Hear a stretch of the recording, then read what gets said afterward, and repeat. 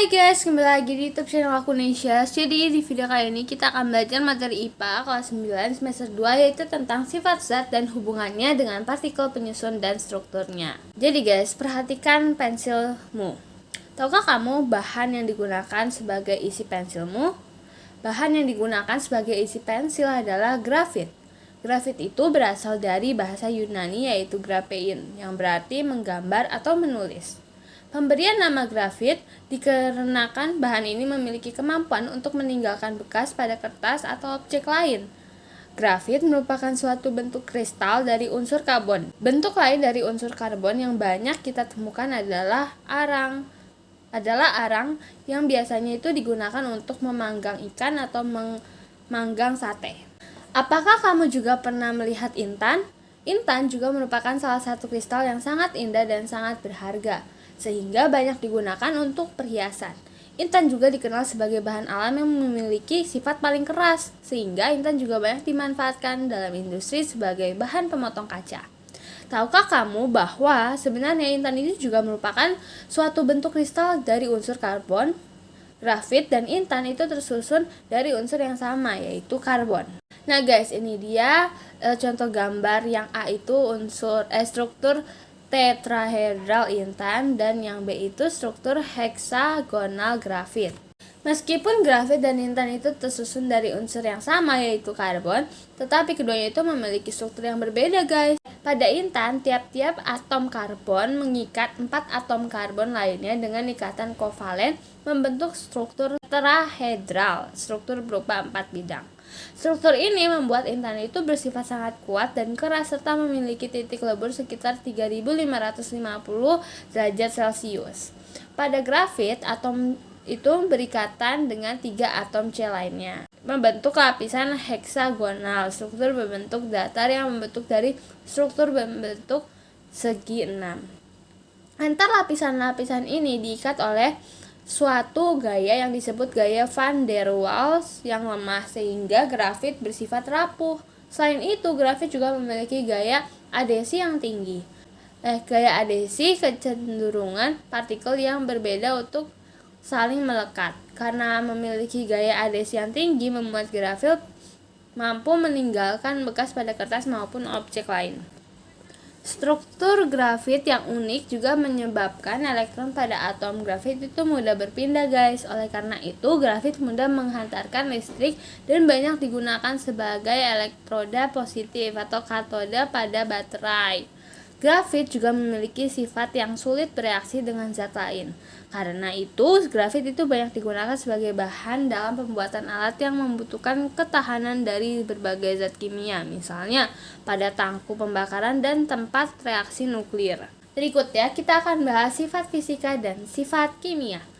Setiap zat itu memiliki sifat yang unik dan berbeda dengan zat lain. Perbedaan sifat zat tersebut disebabkan oleh perbedaan jumlah dan jenis atom penyusun suatu zat. Perbedaan sifat zat juga dapat disebabkan oleh perbedaan ikatan atau perbedaan struktur atau susunan atom atau molekul-molekul penyusunnya.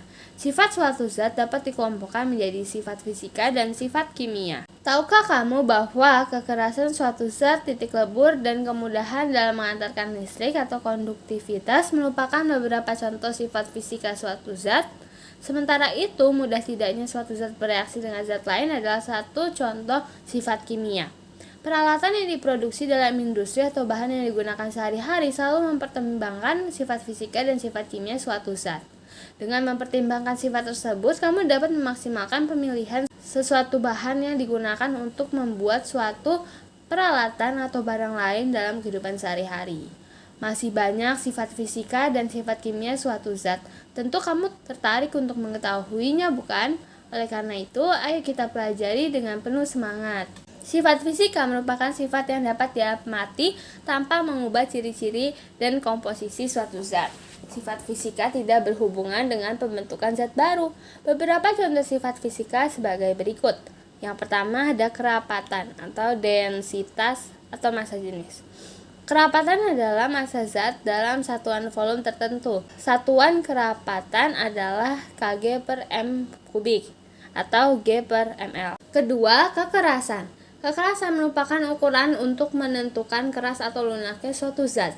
Kekerasan itu diukur dengan skala Mohs menggunakan alat yang disebut sklerometer.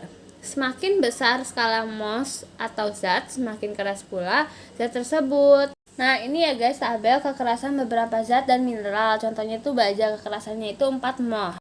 Yang ketiga sifatnya adalah elastisitas. Tahukah kamu apa itu elastisitas?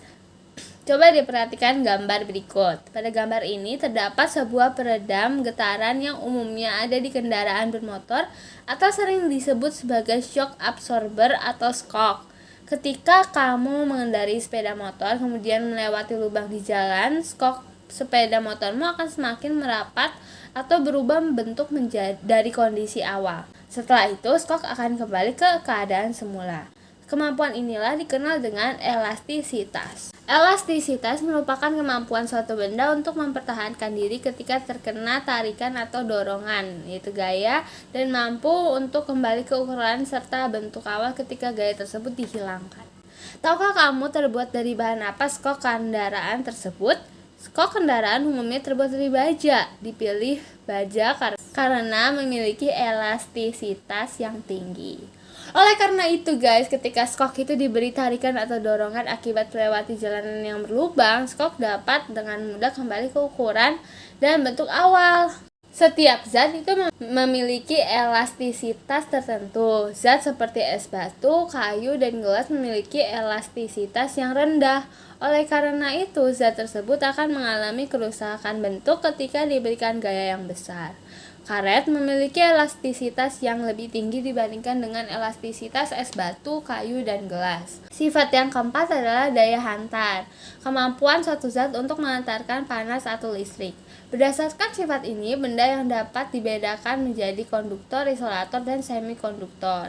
Bahan yang dapat digunakan sebagai konduktor yaitu bahan yang terbuat dari zat yang mampu mengantarkan elektron dengan mudah, misalnya besi, tembaga emas, dan perak. Sebaliknya guys, kalau zat yang memiliki kemampuan rendah dalam mengantarkan elektron seperti plastik dan kayu digunakan sebagai bahan isolator. Bahan semikonduktor adalah bahan yang jika berada pada suhu rendah bersifat isolator dan pada suhu tinggi bersifat konduktor. Contohnya silikon dan germanium.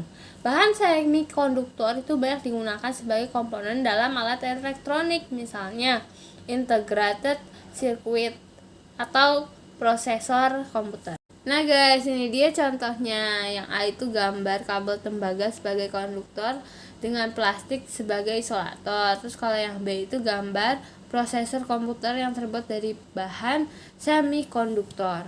Yang kelima adalah kemagnetan, yaitu kemampuan suatu zat untuk dapat dipengaruhi oleh medan magnet disebut dengan kemagnetan. Sifat kemagnetan ini dibagi menjadi 3 guys, yaitu ferromagnetik, paramagnetik, dan juga diamagnetik. Berikutnya ada viskositas atau kekentalan. Adalah ukuran kekentalan fluida, zat, cair, dan gas yang menyatakan besar kecilnya gesekan di dalam fluida.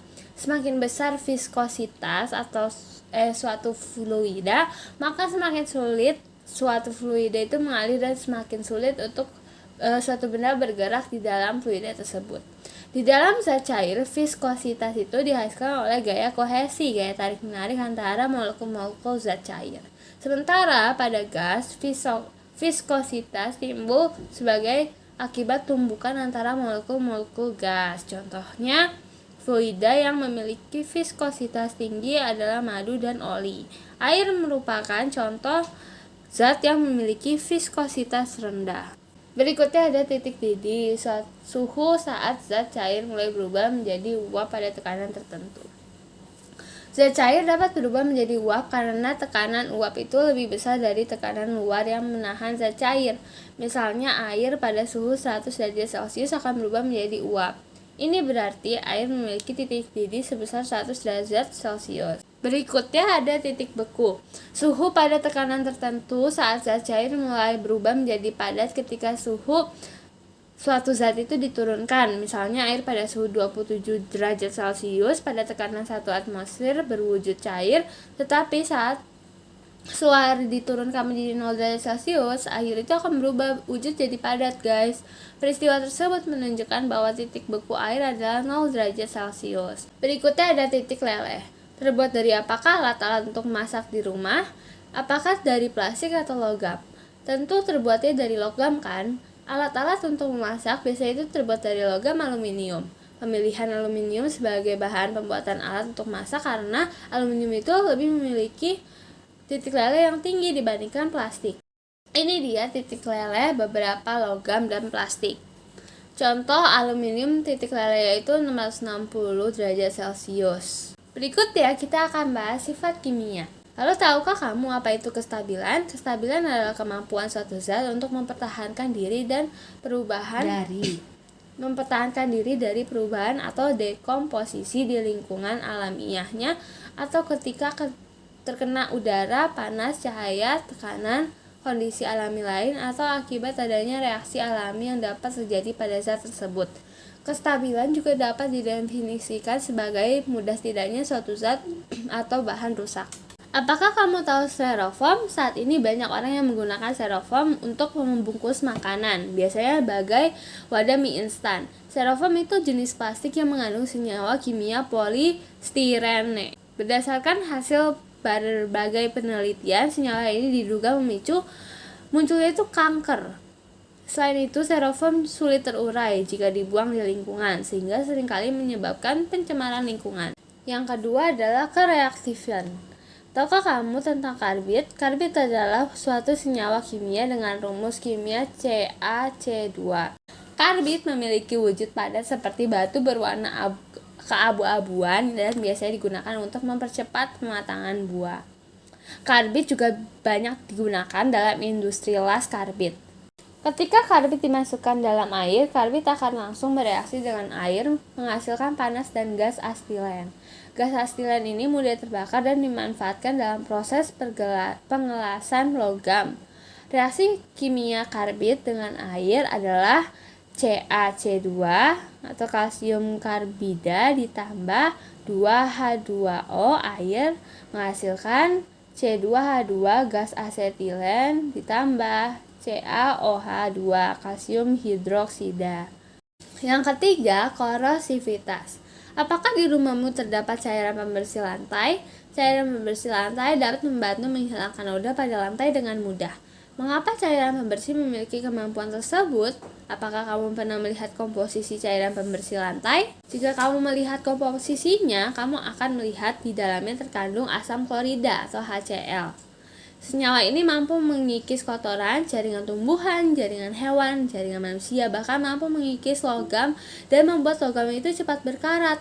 Dengan sifat yang demikian, asam klorida disebut memiliki korosivitas yang tinggi. Selain HCl, bahan yang bersifat korosif adalah asam sulfat. Asam sulfat banyak digunakan sebagai cairan elektrolit pada aki. Baik asam klorida maupun asam sulfat itu dapat melukai kulit. Oleh karena itu, kamu harus hati-hati ketika menggunakan senyawa tersebut. Oke guys, segitu dulu video aku kali ini. Terima kasih sudah menonton. Jangan lupa untuk like, comment, share, and subscribe. And see you guys in the next video. Bye-bye!